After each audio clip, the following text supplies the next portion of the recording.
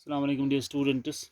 हमारा जो आज का टॉपिक है गालिबन इस चैप्टर का लास्ट क्वेश्चन है डाइवर्सिटी इन लिविंग ऑर्गेनिजम्स का, दैट इज सब फाइलम वर्टेब्रेटा का लास्ट क्लास जो है class sixth, that is class Mammalia.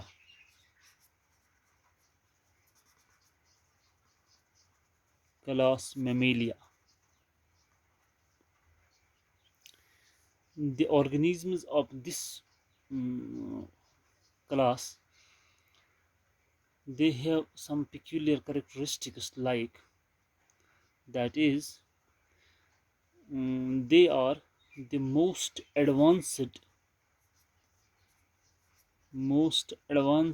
rather highly evolved organisms, highly evolved organisms of animal kingdom।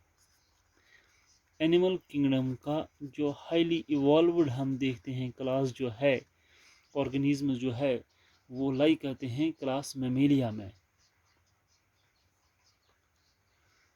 These organisms have two pairs of pentadactyl limbs, two pairs of pentadactyl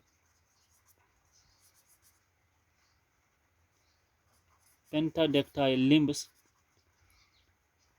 pentadactyl having 5 digit, जो इनके limbus है दोनों पे 5 digits हैं, ठीक है ना। जो डिजिट्स होते हैं या तो उनके पास लास्ट में एंड पे या तो नेल्स होते हैं आधे ऑर्गेनिज्म में, या क्लास या हूफ्स होते हैं, ठीक है ना।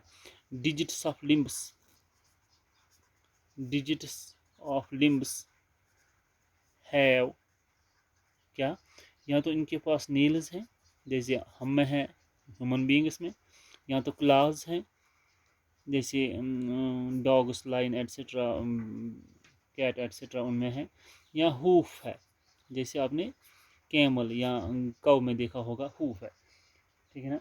दो means they have pentadactyl limbs, two pairs of pentadactyl limbs and limbs have nails, claws और हूफ। जो इनकी स्किन है, मैमल्स की जो स्किन है, skin is glandular, that is इनकी स्किन में ग्लैंड्स है। कौन कौन से ग्लैंड्स?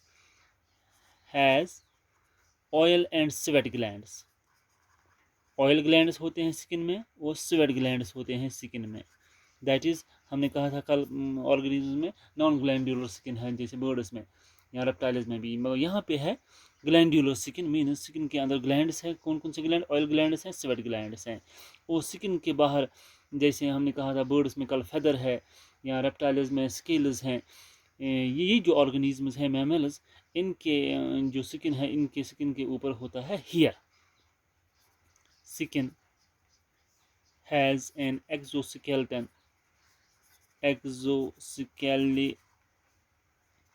Of hair. जैसे आप अपनी बॉडी में भी देख सकते हैं, आपकी बॉडी पे, पूरी बॉडी पे हेयर्स होते हैं, that is the mammals have exoskeleton of hair on the skin. जो इनकी बॉडी कैविटी होती है सीलूम, वो दो हिस्सों में डिवाइड हुई होती है। एक है जिसको आप कहते हैं थोरेसिक कैविटी, जिसमें लंग्स और हार्ट होते हैं। दूसरा होता है एब्डोमिनल कैविटी, जिसमें डाइजेस्टिव सिस्टम सारा आता है, स्टोमक, इंटेस्टाइन, लिवर एट्सेट्रा। ये दो कैविटीज़ जो होती हैं, इनको सेपरेट करता है एक मेम्ब्रेनियस लेयर जिसको आप कहते हैं डायाफ्राम। याद रखना, जो यहाँ सीलूम है, बॉडी कैविटी है, सीलूम is divided into two parts, divided into two parts, दो पार्ट्स हैं सीलूम के। क्या क्या? Thoracic cavity, thoracic cavity and abdominal cavity, abdominal cavity, thoracic cavity and abdominal cavity। इन दोनों को सेपरेट कौन करता है? Separated by, they are separated by diaphragm. एक मेम्ब्रेनस लेयर रहता है इनके बीच में जिसको आप कहते हैं डायाफ्राम। तो ये भी एक इम्पोर्टेंट मैमेलियन करेक्टर है, दैट जो उनकी बॉडी कैविटी है वो दो हिस्सों में डिवाइड हुई होती है, थोरेसिक कैविटी और एब्डोमिनल कैविटी, जिनको सेपरेट करता है एक मेम्ब्रेनस फोल्ड जिसको आप कहते हैं diaphragm.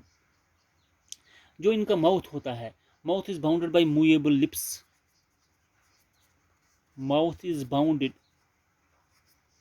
Bye movable lips.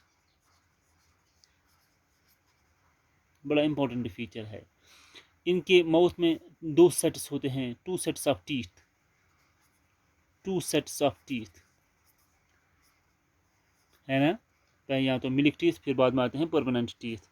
Milk teeth and permanent teeth, milk teeth and permanent teeth.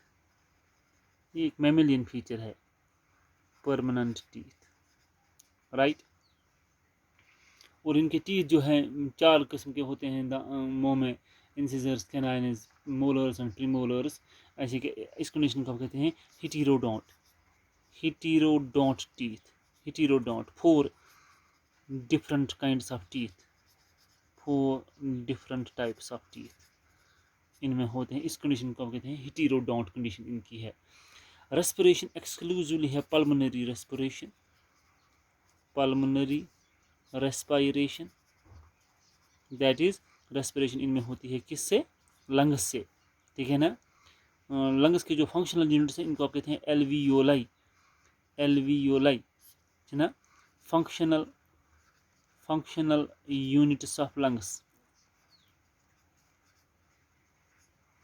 जहाँ पे गैसेस एक्सचेंज होता है लंग्स में, उन स्ट्रक्चर्स को आप कहते हैं alveoli. Highly evolved respiratory system होता है इनमें। इनमें हार्ट भी होता है 4 chambered heart, 4 chambered heart, 2 auricles, 2 ventricles, 4 chambered heart इनमें होता है, ठीक है ना। एक्सक्रीशन के हिसाब से ये यूरियोटेलिक हैं, यूरियोटेलिक इन एक्सक्रीशन।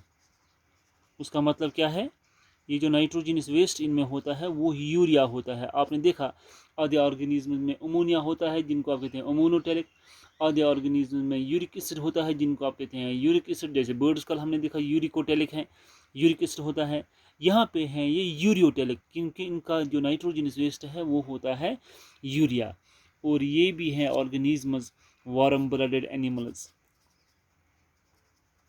ये ऑर्गेनिजम्स भी क्या है, warm blooded animals, means their body temperature remains constant irrespective of the change of the temperature in the surroundings। ऐसे organisms को हम कहते हैं warm blooded animals। sexes are separate, इनके sexes अलग अलग होते हैं, sexes separate। और सबसे बड़ी बात क्या है, sexual dimorphism highly visible होता है इनमें। sexual dimorphism वो क्या होता है कि ईजिली हमें पता चलता है मेल कौन है फीमेल कौन है। जब आप इजीली डिस्टिंग्विश करते हैं ऑर्गेनिजम्स में कि मेल कौन है फीमेल कौन है, ऐसी कंडीशन को आप कहते हैं सेक्सुअल डाइमॉर्फिज्म।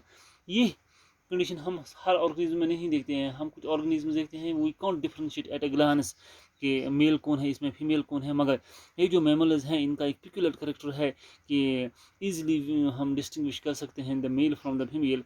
ऐसी कंडीशन को आप कहते हैं, ऐसी सिचुएशन को आप कहते हैं सेक्सुअल डाइमॉर्फिज्म। और ये जो ऑर्गेनिजम्स हैं ये एक्सक्लूसिवली हैं viviparous, viviparous, viviparous means they give birth to young ones, young ones birth करते हैं, ये अंडे नहीं देते हैं। These are not egg laying animals except a few, ठीक है ना। और ये जो है अपने बच्चों को दूध पिलाते हैं कहाँ से, मेमरी ग्लैंड से, ठीक है ना। जो इनकी मदर होती है फीमेल होता है, मदर सकल्स, ये अपने बच्चों को दूध देती है। Mother suckles her young ones, her young ones on milk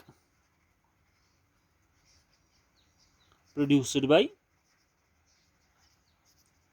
mammary glands.